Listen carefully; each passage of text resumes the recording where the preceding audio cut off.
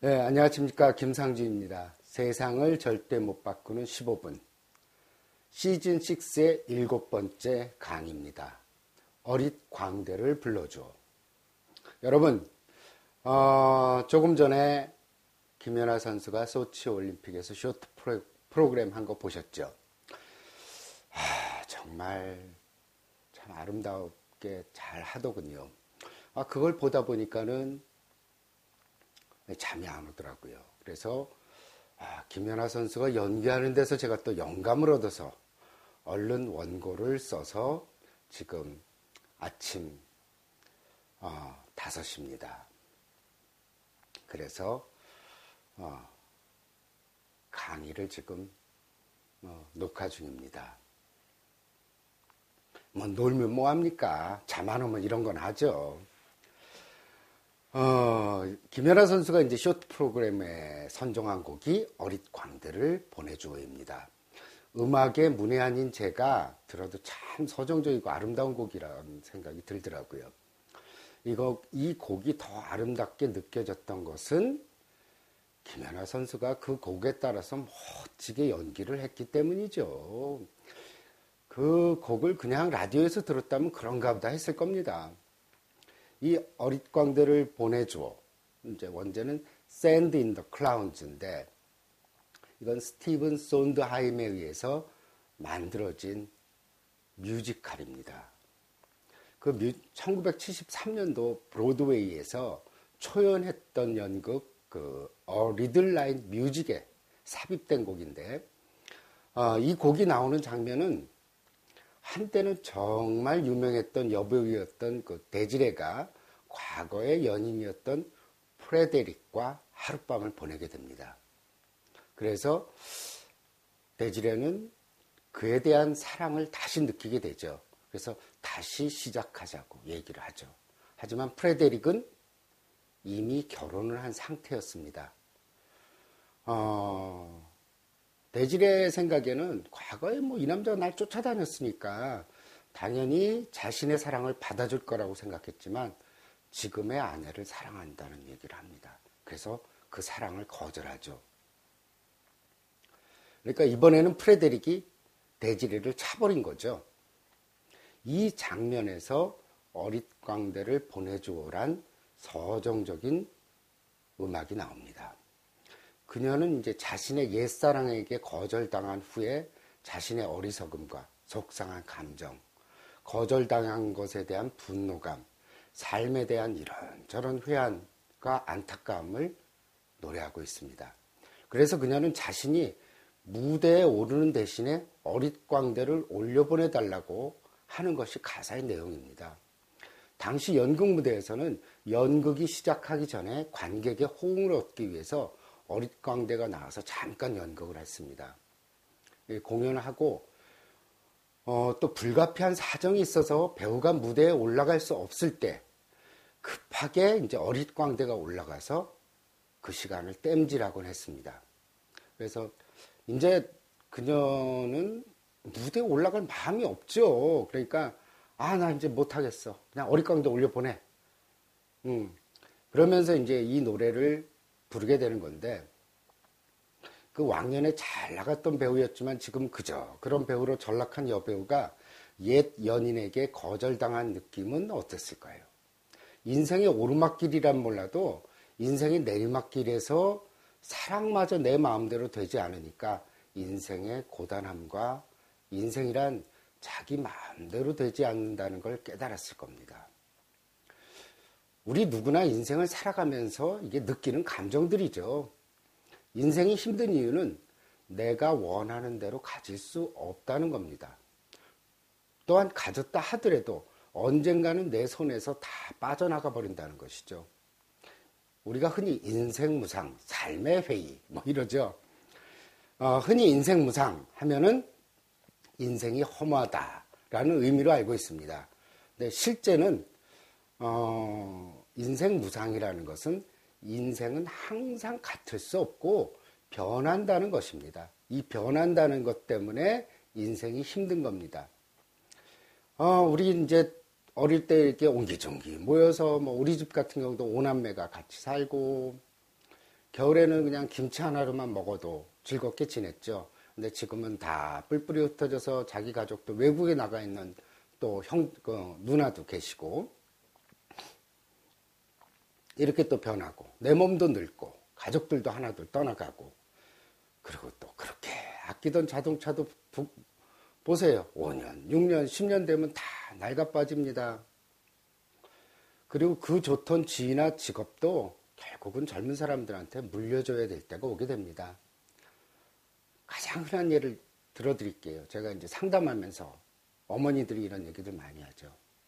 저도 지금 느끼고 있습니다. 우리 애들이 이제 이미 커가지고 대학교에 다니고 있는데, 그렇게 이뻐했던 아들이 조금만 바깥에 나가려고 그러면 엄마 나가지 말라 그러고, 또 엄마가 들어오면 아주 반가워서 난리를 치고 엄마만 절절절절 따라다닙니다. 그러니까 더 사랑스럽고 이쁘죠. 그래서 우리가 애기들 보고 강아지라 그러죠. 근데 그 이뻤던 아들이 장가를 가더니 며느리한테 빠져서는 부모 보러 오는 게 가물에 콩나듯 합니다. 그리고 어디 아프냐든지 몸은 괜찮으냐든지 그런 건 물어보지도 않아요. 단지 맨날 지금 뭐 사는 게 힘들다. 전세를 좀 큰 데로 옮겼으면 좋겠다. 전세살이 지겹다. 집을 좀 샀으면 좋겠다. 이런 식으로 무언의 압력을 가해서 돈만 뺏어가려고 생각합니다. 그러니까 속이 상하는 거죠. 어린 시절 이뻤던 아들이 지금 흡혈귀로 변해서 내 피를 빨아먹으려고 하는 거니까 속상할 뿐입니다. 또 인생이란 자기가 갖고 싶은 걸 모두 가질 수가 없으니까 화가 나고 속이 상한 데다가 갖는 것마저 모두 사라져버리니까 인생이란 힘든 법입니다. 그래서 여배우 대지레는 다시 무대에 오를 수 없을 정도로 기운이 빠져서 대신 어릿광대를 무대에 올리라고 합니다. 이처럼 우리 인생도 힘들고 지치고 절망에 빠질 때 나 대신 무대에 오를 수 있는 어릿광대가 있다면 얼마나 좋을까요? 하지만 인생이란 무대는 나 대신에 올라갈 수 있는 어릿광대는 없습니다. 내가 죽을 정도로 힘들어도 억울한 일을 당해도 내가 속이 상해 미쳐 죽어도 인생이란 무대에서 쉴 수 있는 시간이나 또 나를 대신할 대역은 없습니다. 무조건 자신이 올라가야 하니까 또 인생이 힘듭니다. 인생은 한편의 연극과 같다고 합니다. 우리 인생이란 여러 가지 배역을 하면서 인생을 살아가기 때문에 인생이 연극과 같다고 하죠. 어릴 때는 자식으로, 나이 들면 아버지로, 어머니로, 아내로, 남편으로, 또 직장의 상사로, 또 직장의 부하 직원으로, 뭐 이렇게 맞는 배역이 무궁무진하죠. 그래서 인생은 연극과 같다고 하지만 연극과 한 가지 다른 점이 있습니다. 대역을 쓸 수 없다는 거죠. 대지레는 자기 대신 어릿광대를 무대에 올리려고 했습니다. 여기에는 심리적인 상징성이 숨어 있습니다. 어릿광대의 얼굴을 한번 떠올려 보십시오. 그 어릿광대 보면 눈은 크고 코는 빨갛고 코에다 뭐 동그란 거 빨간 거 이제 달고 있죠. 입은 항상 웃고 있습니다. 그들은 무대에 올라가서 아무런 말도 하지 않고 동작만으로 연기를 합니다. 그래서 그들의 동작은 아주 크고 과장되고 또 유치하죠. 그런 동작을 통해서 관객들에게 웃음을 선사합니다. 관객들은 그들의 엉뚱하고 바보스러운 동작과 유치한 행동 때문에 웃을 수가 있습니다. 대지레가 무대에 올리라고 한 어릿광대는 사실 우리가 슬프고 힘들고 어렵고 고통스러운 인생의 어떤 커다란 사건들 안에서 우리 안에 어릿광대를 불러내야 한다는 것을 상징하고 있습니다. 그러니까 대지레가 올리라고 한 어릿광대는 사실은 대지레 안에 내면에 숨겨져 있는 긍정적인 부분들, 낙천적인 부분들을 상징하는 거죠. 우리는 어린 시절부터 내가 아닌 다른 사람으로 키워집니다.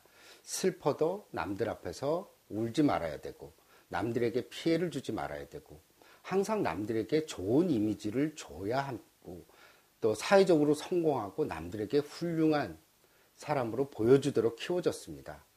한마디로 이게 폼 잡고 살아야 됩니다. 이게 어린애 같은 행동하고 그러면 따돌림 당하죠. 쟤는 뭐 저렇게 유치해. 그러니까 이렇게 점잖고 그러면서 우리 안에 숨겨진 낙천적이고 유머스럽고 하루하루 즐겁게 사는 그런 어릿광대 같은 그런 면들은 다 죽어버립니다. 그래서 결국 사회에서 참 괜찮다고 하는 사람들은 자신 안에 존재하는 유치하고 참을성 없고 항상 유쾌하고 미래에 대한 걱정도 없는 어릿광대 같은 자신의 특성, 이런 것들을 다 억압하고 살아갑니다. 그렇게 우리가 억압하고 있는 어릿광대 같은 성향을 우리는 유치하고 철이 없고 어린애 같다고 생각하지만, 우리는 그리고 그렇게 생각하면서 우리는 그런 부분들이 자기 자신 안에 존재한다는 걸 사실 부정하면서 살아가게 됩니다. 하지만 그 어릿광대 같은 특성이야말로 우리에게 필요한 것들이죠. 어릿광대는 순간순간을 즐길 뿐이고 미래를 걱정하지 않습니다. 그저 짓궂게 장난을 치고 작은 일에도 기뻐하고 즐거워합니다. 이런 어릿광대의 특성을 우리가 불러내야 할 때가 있습니다. 사실 거의 매일 불러낼 필요가 있죠. 그때가 바로 인생이 너무 지나치게 심각해지거나 우울해지거나 슬플 때입니다. 어릿광대는 이런 인생의 심각한 사건들에 대해서 별로 걱정하지 않습니다. 당장 장난치고 다른 어릿광대와 어울려 어떻게 하면 지금 이 순간을 즐길 수 있을까만 생각할 뿐이지 미래는 걱정하지 않고 인생의 심각함이란 그들에게는 아무런 의미도 없습니다. 그저 하루하루를 즐길 뿐. 매일매일 하루하루 즐기고 장난만 치고 항상 웃는 얼굴로 지내는 어릿광대에게 사실 문제가 있는 게 아니라 사실 지나치게 인생을 심각하게 살고 있는 우리가 문제가 아닐까요? 그 어릿광대를 우리가 비웃고 유치하다고 하지만 반대로 우리에게 문제가 있습니다. 사실은 조금만 아파도 이거 암 아니야? 하며 걱정하고 갑작스럽게 돈을 쓰는 일이 생겨도 야 이러다 이거 집안 망하는 거 아닌가? 또한 남들이 아무렇지 않게 던진 말에도 이 사람 나 무시하는 거 아닌가? 이거 직원들이 이거 전부 나 따돌리는 거 아니야? 또 초등학교 다니는 애가 시험을 잘 못 쳐와도 이거는 뭐 완전히 고3 수험생이 수능 시험 잘못 치고 들어온 것보다 더 심각하게 걱정하는 거예요. 얘가 대학은 갈 수 있을까?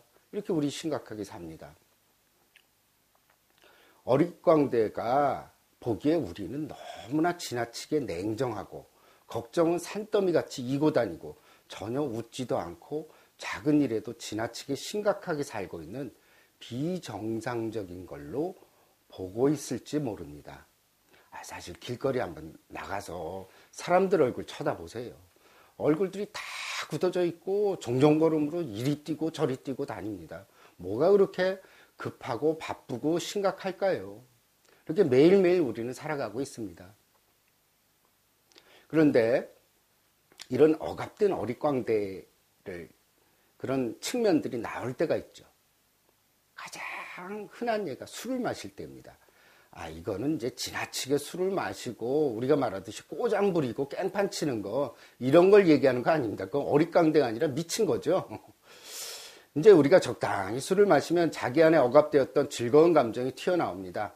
긍정적이 되죠. 내일 회사에 출근하는 것도 잊어버리고 실컷 노래방에서 노래를 부르고 농담을 하지 않던 사람도 실없는 농담도 하고, 그리고 차갑기만 했던 사람들이 친근한 감정을 표현합니다. 그래서 어떤 모임이든 회식을 하고 나면 많이 친해집니다.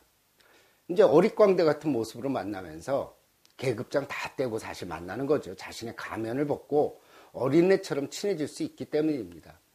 또 이런 어릿광대 같은 면이 나오는 게 초등학교 동창회.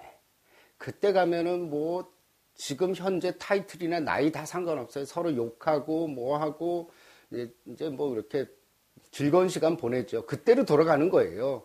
그러면서 이제 나이 50, 60 다 된 사람들이 서로 반말해 가면서 뭐 그때 내가 너 좋아했는데 너는 나 어떻게 생각했냐 뭐 이런 얘기도 하고, 그런 얘기들 그 사회생활 하면서 잘 못하는 얘기들이거든요. 그렇게 퇴행되면서 우리는 즐거움을 가지기 때문에 또 이렇게 동창회가 즐거운 겁니다. 그래서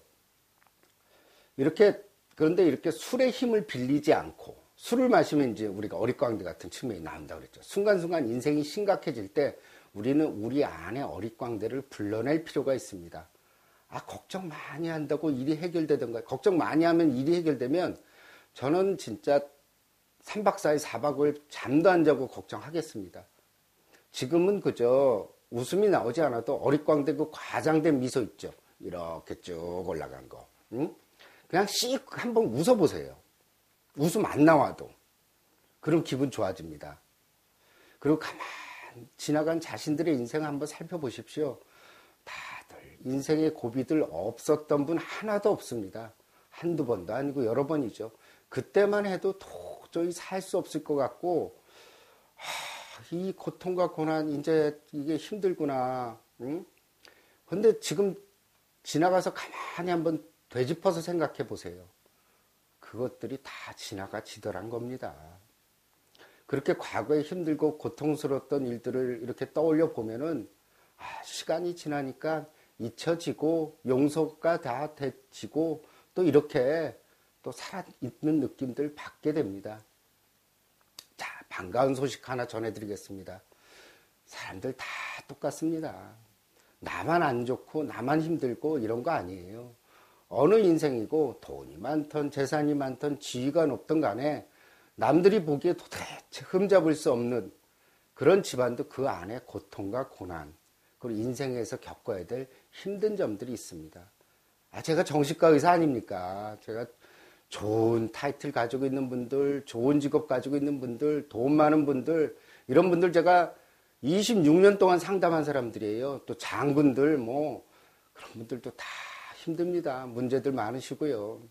그 안에는 그러니까 그저 보기에 아무런 문제 없어도 그 안을 들여다보면 인생의 고통에서 벗어난 사람은 사실 아무도 없습니다. 그래서 인생이 공평한 거죠. 그래서 정신과에서 집단 치료를 할 때 환자들이 모여 앉아 이야기를 하면서 가장 위안을 받는 것은 나만 이렇게 힘든 게 아니구나 하고 느낄 때입니다. 그러니 너무 억울해하지 마십시오. 그저 내 안에 어릿광대가 시키는 대로 살아보시기 바랍니다. 그들은 우리에게 이렇게 항상 얘기해 왔습니다. 그런데 우리가 무시했던 거죠.